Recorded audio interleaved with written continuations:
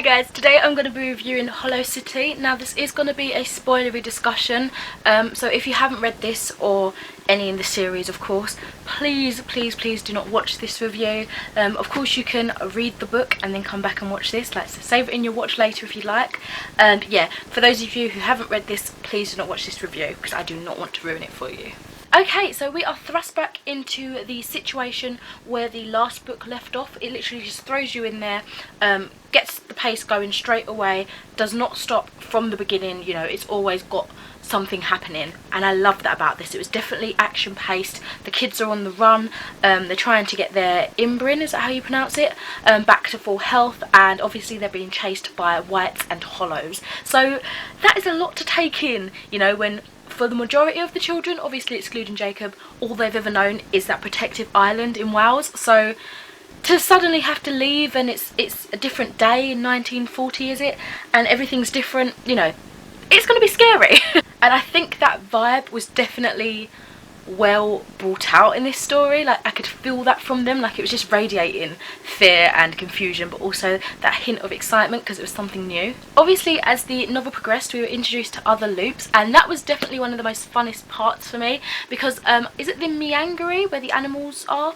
That was just so awesome. Like, I thought it was amazing how the stories of the peculiar tales, that bedtime stories, was linked to real life. Like, well, real life in the book, if you know what I mean, and how that actually linked, and it was a clue to that actual loop existing. So that was really awesome, and I loved all the characters that were in that specific loop, but it was also great just to explore the loops generally. It was getting weirder when the talking animals were introduced, but although it lost a little bit of its believability, it was still such an exciting, thrilling read, and I enjoyed pretty much every moment of it. The writing did feel different. I found it easier to read than the first half of the first book, and also I noticed that there was some change, I think, in terms of structure, and that was kind of confirmed for me in a way when I read the interview with Ransom, that in the first book he had found the pictures and then kind of made a story about that. But because he already had a story for the first book and he had an idea of where the story was going, he kind of had, you know, a mapped out plan in a way of what was going to happen for the second book, and you could tell that he was not struggling necessarily, but trying to find pictures that fit his ideas more than, you know, having pictures to inspire the ideas. So it did feel a bit different to read than the first book, but I don't know if that's just me. Let me know if you felt any difference in that too. For the characters, I really loved how they were fleshed out. Although we got some new characters, I think everyone was well developed enough, you know, for this story. I didn't like the romance with Jacob and Emma. I think I've said that before in the past, but I just think it's so unnecessary. Does anybody else find it a little bit disgusting that that's going on? I don't think it's necessary, I really don't. I just feel like they could have a really good friendship. They share a common interest and love for Jacob's grandfather, and that's all it needs to be, you know. I don't think it needs to be any more than that. But obviously we had a lot more romance building between the two in this story, and so for me it made it a little bit of a love-hate relationship with those halves of the book. It was just, I didn't want it, you know, but obviously we got it, and I think the film's going to make even more of a fuss of it. And also, this girl on the cover, Sam, is that her name? I thought it was going to be Hollow City because of her hollowness, so I thought we was going to see a new loop with that. From what I can gather, I think it's Hollow City because Hollow's following them and they're everywhere, and you're finding out, you know, you're not safe anywhere. But I would have liked more of her. I mean, she's got the grace of being on the front cover, so why can't we see more of her? I really hope she makes an appearance in the last book, but I doubt she will because she did seem like a really passing side character. So unfortunately, I think that's the end of her storyline, but I don't get why she's there on the front cover if she's not a big presence in it, you know. So, and I was disappointed that she didn't go with the other children.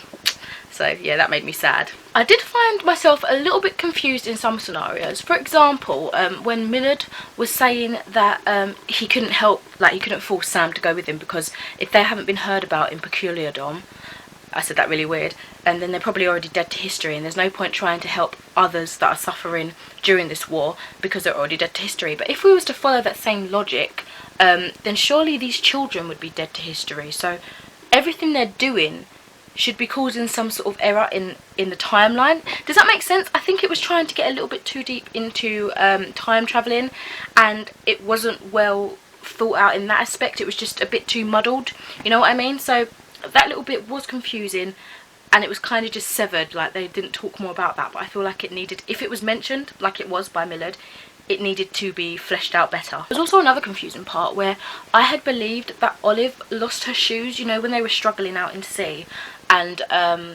Olive was then sort of thrown up, and I think she lost her shoes in the kerfuffle in the water.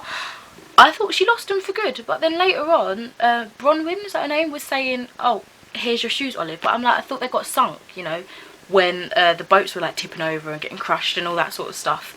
So that was confusing. How did she get those shoes back? That's just a little irritant for me, because I want to know, like, maybe that was a detail that was skipped over and forgot about, or maybe I just read it wrong. But generally, I really loved the stories. I think that we got to see so much more individual character development, so we got to spend a little bit of time with each peculiar child, and I loved that. It definitely made me feel more of a connection towards them, because I got to spend, you know, sort of one-on-one time with them and see what their personalities was like. And that's not something you can really get when they're all clustered together and they're just a whole unit of children, like, following each other. You can't really get the specifics about each of them, so it was nice that we had a little bit more character development in that case. And even though we had some extra characters brought in, that wasn't diminished at all. They got fleshed out well enough for this book, well enough for an introduction, and more so. So I really enjoyed that aspect of it. It really strengthened my emotion towards them, and when certain things happened, and, you know, whether they were inflicted with pain or they were really happy, that it affected how I felt, because I knew them a bit better. That twist at the end blew my mind. I can't believe that Miss Peregrine was not Miss Peregrine. It was her evil, like, half brother thing, or full brother, whatever he is. I can't believe that. I tried to think over how it must have happened, and although they explained that the bird that they threw in the water was Miss Peregrine, but then the bird that they caught wasn't Miss Peregrine, that still confuses me a little bit. I feel like I might have to reread that little section in order to understand it. But I just can't see how that happened. It was just, no wonder why he was so cruel to the messenger spy bird of Miss Wren's. I was so shocked. That was such a good plot twist. And then when it all twisted, when he had them hostage, and Althea kind of twisted it and, like, was about to ice him completely, and then it twisted again and she got killed, and so much was happening. My mind kept blowing, and it's like I didn't have time to process what was going on. It was happening then and there in the moment, and then afterwards it just ended, and I was just like, what? That was crazy. Like, it was crazy. I loved it. Freaking loved it. So although it had its slower moments, you know, I think time for more, you know, strategy planning and just plot in general, it was definitely a faster paced story than the first one, in my opinion. I feel like a lot more action was going on, a lot more drama, a lot more awkward, horrible situations, and I loved that. Definitely what I needed from this series, and this was the book to do that. As you can see, high praise for this one. I am giving it a 4 stars, but just imagine it's like little tiny stars all together clustered to make 1 star. I'm not making any sense. I would take a couple of those little stars off, so it's not as a 4 star as the first book was, in my opinion, just because it wasn't as creepy as, you know, the first book was, well, the first half of the first book was, but, you know, it still has that 4 star factor for me. It was definitely a 4 star read, and I cannot wait to read Library of Souls. I was mentioning this on Instagram. If you don't have my Instagram, then you can follow me. It's at Howdee-haie. Someone was saying, just wait till you get to Library of Souls. There's so much more that happens there, so I can't wait. And yeah, that's it. Let me know what you think of this series so far, and what you thought of Hollow City. And for now, I shall leave you to it. So speak to you later, and farewell. Bye.